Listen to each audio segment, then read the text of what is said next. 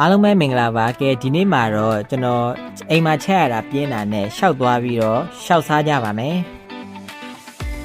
ပထမဆုံးအနေနဲ့နာမည်ကြီးပြီးသားဖြစ်တဲ့ Oriental House ကိုသွားပါမယ်ကျွန်တော်တို့ရောက်သွားတာမနက်ခင်းဆိုတော့ဆိုင်ထဲမှာလူနည်းနည်းများပါတယ်သက်စားချင်းမှာတော့အဲ့လိုမျိုးဒင်ဆန်း10ပွဲကိုအရင်ဆုံးလာချပေးရပေါ့နော်ပြီးတော့မှကိုစားတာကိုရှင်းပေါ့ဒင်ဆန်းလေးတွေအကုန်လုံးကတော့စားကျင်စရာကြီးပါပဲဒါပေမဲ့ကျွန်တော်ဘိုင်းမဝမှာဆိုလို့မန်းလေးမီးရှည်တပွဲအရင်ဆုံးမှာလိုက်တယ်ပေါ့နော်ရတာကတော့အရန်မစိုးရထဲတော့ပါပါတယ်သူကတော့တပွဲကို6000ပါသူ့မှာနာမည်ကြီးတာဒင်ဆန်းဆိုတော့ဒင်ဆန်းတွေကိုစပြီးတော့ try ကြည့်ပါမယ်သူကလေဒင်ဆန်းနဲ့နာမည်ကြီးတာဆိုတော့ဒင်ဆန်းကတော့အရသာကတော့ပြောစရာမလိုအောင်ကောင်းပါတယ်အချင်ရောအသားရောတော်တော်စားလို့ကောင်းတဲ့ထဲမှာပါပါတယ်ကယ်ပြီးအခုကြည့်နေတဲ့မိတ်ဆွေကဒင်ဆန်းကိုကြိုက်နေတတ်တယ်ဆိုရင်တော့သွားပြီးတော့ try ကြည့်တဲ့ထဲမှာပါပါတယ်ကျွန်တော်ကတော့သူတို့လာချပေးတဲ့ထဲကနေပြီးတော့ကောင်းမဲ့ထင်တာလေးတွေကိုပဲဒီတိုင်းပဲယူစားလိုက်တာပေါ့နော်နာမည်တွေတော့မေးမနေတော့ပါဘူးအကုန်လုံးကတော့စားလို့ကောင်းပါတယ်ဈေးနှုန်းအနေနဲ့ကလည်းတစ်ပေါင်းကို3000ကျော်ပဲရှိပါတယ်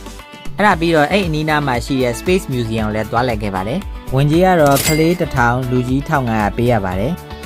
အလဲမှာအခုလိုမျိုး theater တစ်ခုရှိတယ်အဲ့ဒီမှာကျတော့အာကာသနဲ့ဆိုင်တဲ့ရုပ်ရှင်လေးပြပေးရပေါ့နော်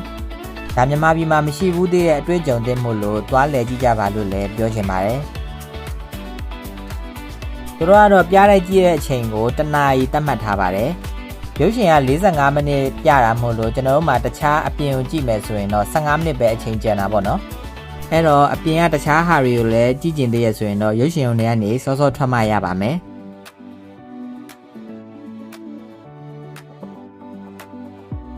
ပြီးတော့လှဲတန်း M Tower ကဝယ်စရာတစ်ခုရှိလို့သွားရင်လည်းဒီ vending machine ပေါ့နော်အဲ့ဒါလေးကိုလည်း try ကြည့်ခဲ့ပါသေးတယ်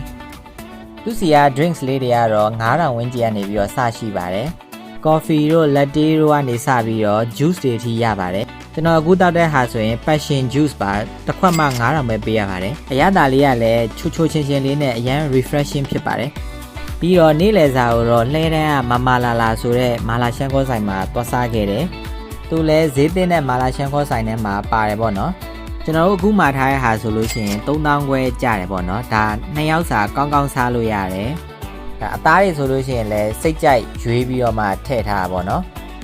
ဒီဆိုင်လေးကလည်းဈေးသင့်ပြီးတော့အရသာကောင်းတဲ့ထဲမှာပါတာမို့လို့လှဲတန်းစင်တာရောက်လို့ရှိရင်သွား try ကြည့်ကြဖို့ပြောချင်ပါတယ်ဒီနေ့တော့ဒီလောက်ပါပဲအဆုံးထိကြည့်ပေးကြလို့လည်းကျေးဇူးအများကြီးတင်ပါတယ်နောက်ဗီဒီယိုတွေမှာပြန်တွေ့ကြပါမယ်